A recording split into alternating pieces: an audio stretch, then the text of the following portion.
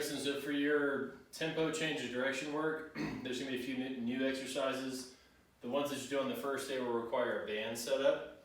So all you'll need is one thicker band and one lighter band. The bands that I have here are, I don't know, a quarter of an inch or a half inch to an inch thick. That's pretty good, pretty standard. You don't want a ton of weight to be on these. You just want to feel some resistance as you're going in and out of these movements. But if the band tension's too much, it'll slow you down to the point where it's not really going to be, you're not going to be able to do it very athletically just because you're going to have to fight the band so much. So all you'll do is you'll take the bands and you'll tie them together, and you're going to anchor the thicker bands on whatever you can anchor it on. Okay, so your setup will look like this when you're done. And that's what you're going to use. The heavier band will go onto a rack. You can tie it around the rack if you want to, just by looping it through. You can put it on a sled, whatever's weighted, or anchored down so it'll stay in place. Then you'll take the lighter side, and for these you're going to put it around your waist.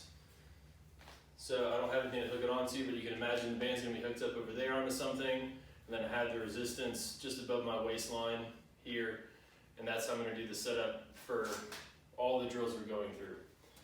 So the first one's going to be with that band set up, a nice lateral shuffle out and then back in. We're using the band to add resistance to bring you back into the cut a little bit quicker. It's going to force you to have to control that and get back out.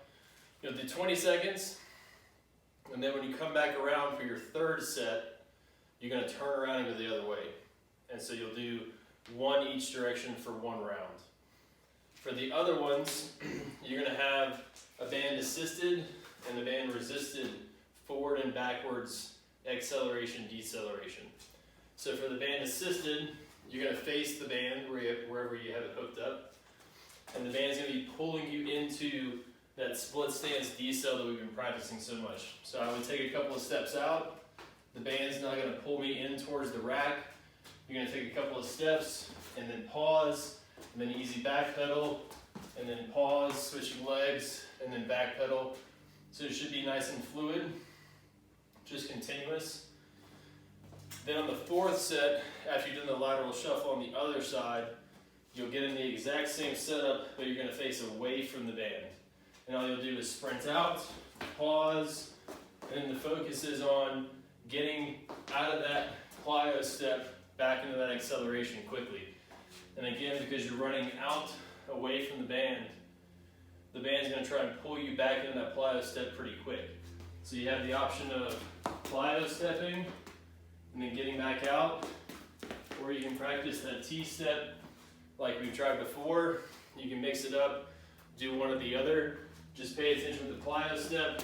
If you start to feel anything bug you in your calf, definitely switch to the T, or take the band off and do it without it, and let me know. So hopefully that makes sense. It's difficult to do without a proper setup, but basically we're just going to add a band resistance to a couple of the movements we've been doing for the past couple of weeks.